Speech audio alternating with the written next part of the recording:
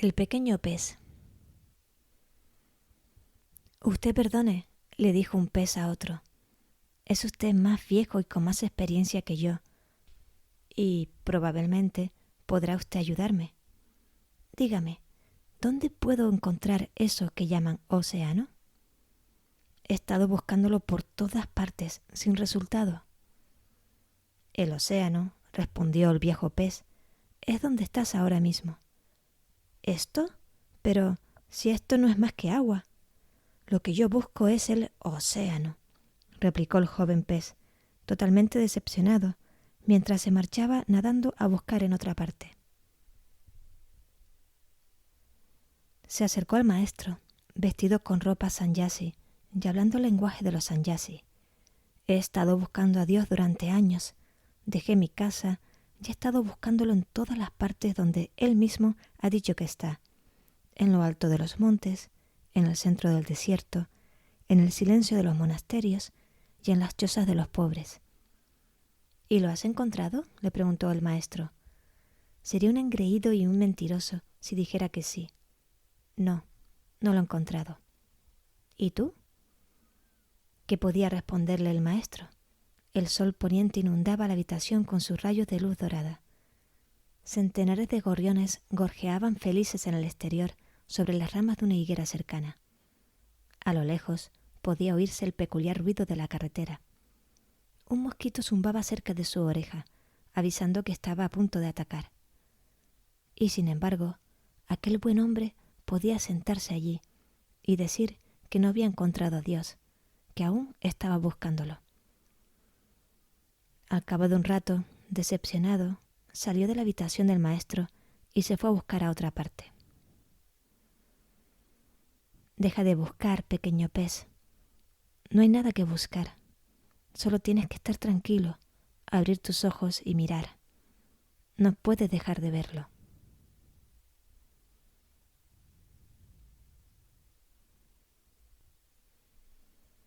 ¿Has oído el canto de ese pájaro? Los hindúes han creado una encantadora imagen para describir la relación entre Dios y su creación. Dios danza su creación. Él es su bailarín. Su creación es una danza. La danza es diferente del bailarín y, sin embargo, no tiene existencia posible con independencia de él. No es algo que se pueda encerrar en una caja y llevárselo a casa. En el momento en que el bailarín se detiene, la danza deja de existir.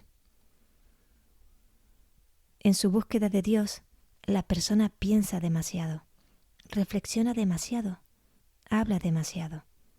Incluso cuando contempla esta danza, que llamamos creación, está todo el tiempo pensando, hablando consigo misma o con los demás, reflexionando, analizando, filosofando. Palabras, palabras, palabras. Ruido, ruido, ruido. Guarda silencio y mira la danza. Sencillamente mira.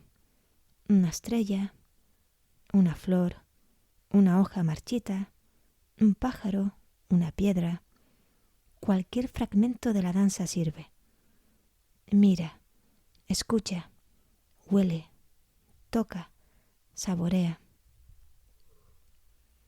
Y seguramente no tardarás en verle a él, al bailarín en persona. El discípulo se quejaba constantemente a su maestro Zen. No haces más que ocultarme el secreto último del Zen, y se resistía a creer las consiguientes negativas del maestro. Un día, el maestro se lo llevó a pasear con él por el monte. Mientras paseaban, oyeron cantar a un pájaro. ¿Has oído el canto del pájaro?, le preguntó el maestro. Sí, respondió el discípulo. Bien, ahora ya sabes que no te he ocultado nada. Sí, asintió el discípulo. Si realmente has oído cantar a un pájaro, si realmente has visto un árbol, deberías saber, más allá de las palabras y los conceptos. ¿Qué dices? ¿Que has oído cantar a docenas de pájaros y has visto centenares de árboles? Ya, pero lo que has visto, ¿era el árbol o su descripción? Cuando miras un árbol y ves un árbol, no has visto realmente el árbol. Cuando miras un árbol y ves un milagro, entonces, por fin, has visto un árbol. ¿Alguna vez tu corazón se ha llenado de muda admiración cuando has oído el canto de un pájaro?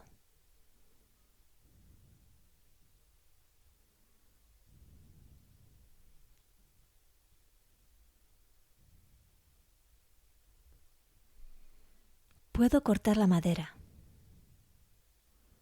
Cuando el maestro Zen alcanzó la iluminación, escribió lo siguiente para celebrarlo. Oh prodigio maravilloso, puedo cortar madera y sacar agua del pozo. Para la mayoría de la gente no tienen nada de prodigioso actividades tan prosaicas como sacar el agua de un pozo o cortar madera. Una vez alcanzada la iluminación, en realidad no cambia nada, todo sigue igual. Lo que ocurre es que entonces el corazón se llena de asombro. El árbol sigue siendo un árbol. La gente no es distinta de como era antes. Y lo mismo sucede con uno mismo. La vida no prosigue de manera diferente. Puede uno ser tan variable o tan ecuánime, tan prudente o tan alocado como antes, pero sí existe una diferencia importante. Ahora uno puede ver todas las cosas de diferente modo. Estás como más distanciado de todo ello, y el corazón se llena de asombro. Esta es la esencia de la contemplación, la capacidad de asombro. La contemplación se diferencia del éxtasis en que éste lleva a uno a retirarse. Pero el contemplativo iluminado sigue cortando madera y sacando agua del pozo. La contemplación se diferencia de la percepción de la belleza en que ésta, un cuadro o una puesta de sol, produce un placer estético, mientras que la contemplación produce asombro, prescindiendo de que lo que se contemple sea una puesta de sol o una simple piedra. Y esta es prerrogativa del niño, que con tanta frecuencia se asombra. Por eso se encuentra tan a sus anchas en el reino de los cielos.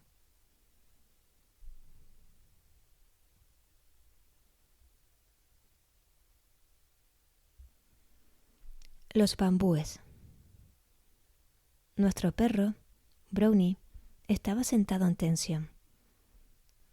Las orejas aguzadas, la cola meneándose tensamente, los ojos alerta, mirando fijamente hacia la copa del árbol.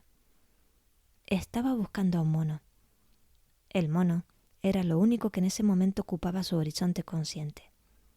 Y, dado que no posee entendimiento, no había un solo pensamiento que viniera a turbar el estado de absoluta absorción. No pensaba en lo que comería aquella noche, ni si en realidad tendría algo que comer, ni en dónde iba a dormir.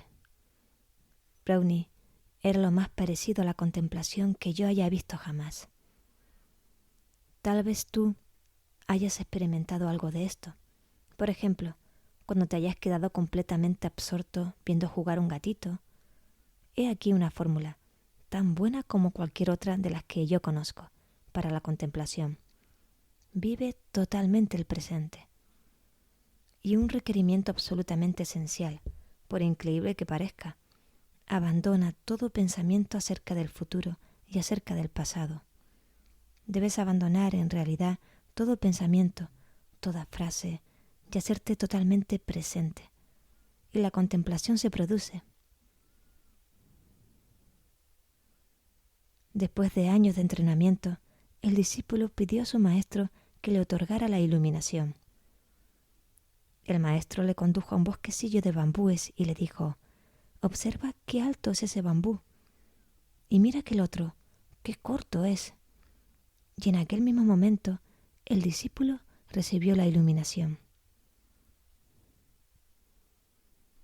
Dicen que Buda intentó practicar toda espiritualidad de toda forma de ascetismo, toda disciplina de cuantas se practicaban en la India de su época, en un esfuerzo de alcanzar la iluminación. Y que todo fue en vano. Por último, se sentó un día bajo un árbol que le dicen Bodhi, y allí recibió la iluminación. Más tarde transmitió el secreto de la iluminación a sus discípulos, con palabras que pueden parecer enigmáticas a los no iniciados, especialmente a los que se entretienen con sus pensamientos. Cuando respiréis profundamente, queridos monjes, sed conscientes de que estáis respirando profundamente. Y cuando respiréis superficialmente, sed conscientes de que estáis respirando superficialmente. Y cuando respiréis ni muy profunda ni muy superficialmente, queridos monjes, sed conscientes de que estáis respirando ni muy profunda ni muy superficialmente. Conciencia, atención, absorción, nada más. Esta forma de quedarse absorto podemos observarla en los niños, en las niñas, que son quienes tienen fácil acceso al reino de los cielos.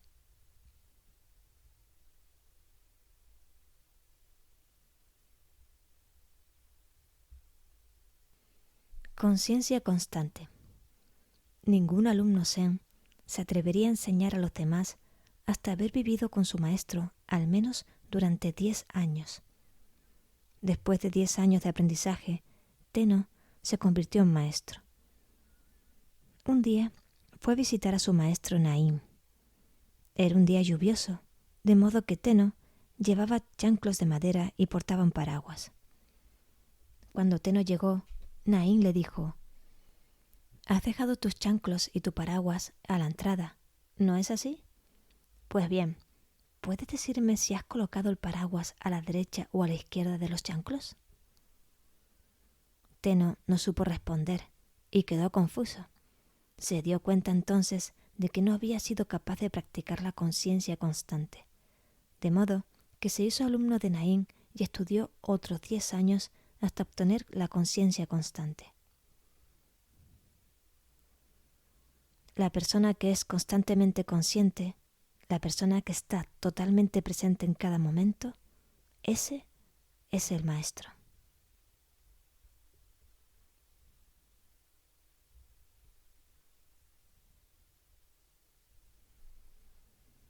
La santidad en el instante presente.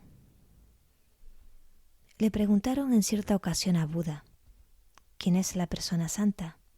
Y Buda respondió: cada hora se divide en cierto número de segundos, cada segundo en cierto número de fracciones. El santo es en realidad el que es capaz de estar totalmente presente en cada fracción de segundo. El guerrero japonés fue apresado por sus enemigos y encerrado en un calabozo. Aquella noche no podía conciliar el sueño, porque estaba convencido de que a la mañana siguiente habrían de torturarle cruelmente. Entonces recordó las palabras de su maestro Zen: el mañana no es real, la única realidad es el presente. De modo que volvió al presente y se quedó dormido. La persona en la que el futuro ha perdido su influencia se parece a los pájaros del cielo y a los lirios del campo. Fuera preocupaciones por el mañana. Vivir totalmente el presente. He ahí a la persona santa.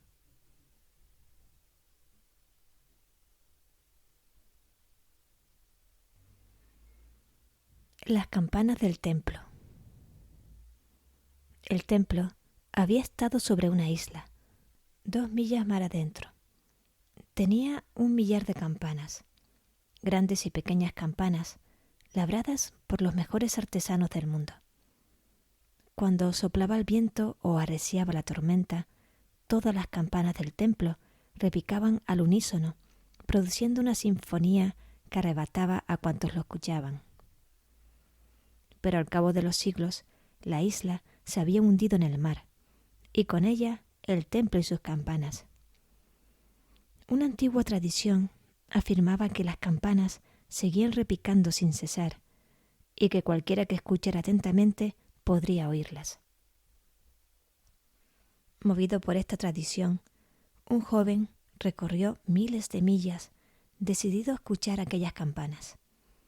Estuvo sentado durante días en la orilla, frente al lugar en que en otro tiempo se había alzado el templo, y escuchó con toda atención. Pero lo único que oía era el ruido de las olas al romper contra la orilla. Hizo todos los esfuerzos posibles por alejar de sí el ruido de las olas, al objeto de poder oír las campanas. Pero todo fue en vano. El ruido del mar parecía inundar el universo. Persistió en su empeño durante semanas. Cuando le invadió el desaliento, tuvo ocasión de escuchar a los sabios de la aldea, que hablaban con unción de la leyenda de las campanas del templo y de quienes las habían oído y certificaban lo fundado de la leyenda. Su corazón ardía en llamas al escuchar aquellas palabras. Para retornar al desaliento, cuando tras nuevas semanas de esfuerzo no obtuvo ningún resultado. Por fin decidió desistir de su intento.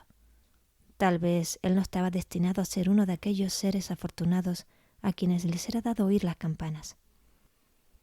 O tal vez no fuera cierta la leyenda. Regresaría a su casa y reconocería su fracaso. Era su último día en el lugar y decidió acudir una última vez a su observatorio para decir adiós al mar, al cielo, al viento y a los cocoteros. Se tendió en la arena, contemplando el cielo y escuchando el sonido del mar.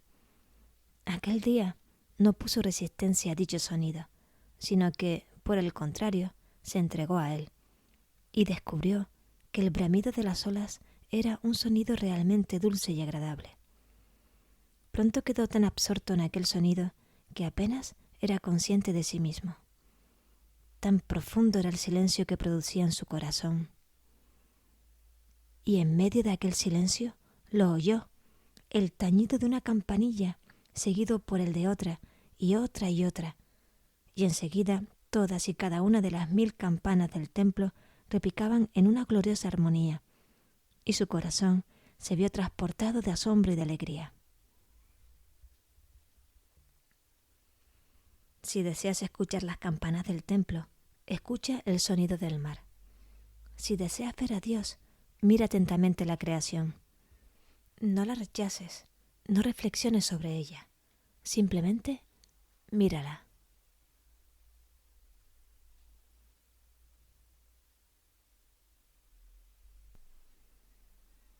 La palabra hecha carne. En el Evangelio de San Juan leemos: la palabra se hizo carne y acampó entre nosotros. Mediante ella se hizo todo. Sin ella no se hizo nada de cuanto ha sido creado.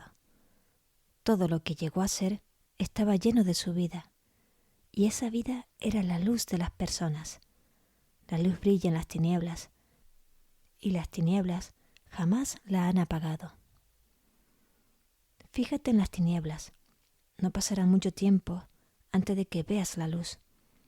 Observa silenciosamente todas las cosas. No pasará mucho tiempo antes de que veas la palabra.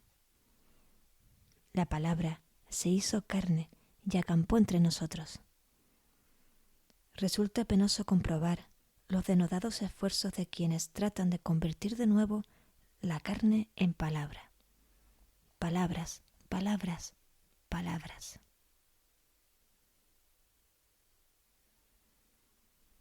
El hombre ídolo. Una antigua historia hindú. Eras una vez un mercader que naufragó y fue arrastrado hasta las costas de Ceilán, donde Vishana era el rey de los monstruos. El mercader fue llevado a presencia del rey. Al verle, Vishana quedó extasiado de gozo y dijo: ¡guau! ¿Cómo se parece a mi rama? Es idéntico a él.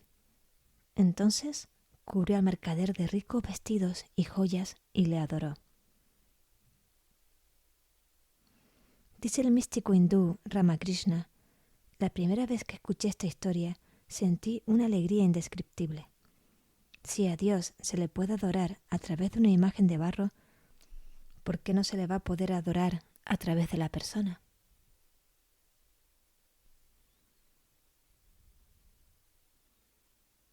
Buscar en el lugar equivocado. Un vecino encontró a Nasruddin cuando éste andaba buscando algo de rodillas. ¿Qué andas buscando, mulá? Mi llave, La he perdido. Y arrodillados los dos, se pusieron a buscar la llave perdida. Al cabo de un rato, dijo el vecino: «¿Pero dónde la perdiste?» «En casa». «Santo Dios, ¿y entonces por qué la buscas aquí?» «Porque aquí hay más luz». ¿De qué vale buscar a Dios en lugares santos si donde lo has perdido ha sido en tu corazón?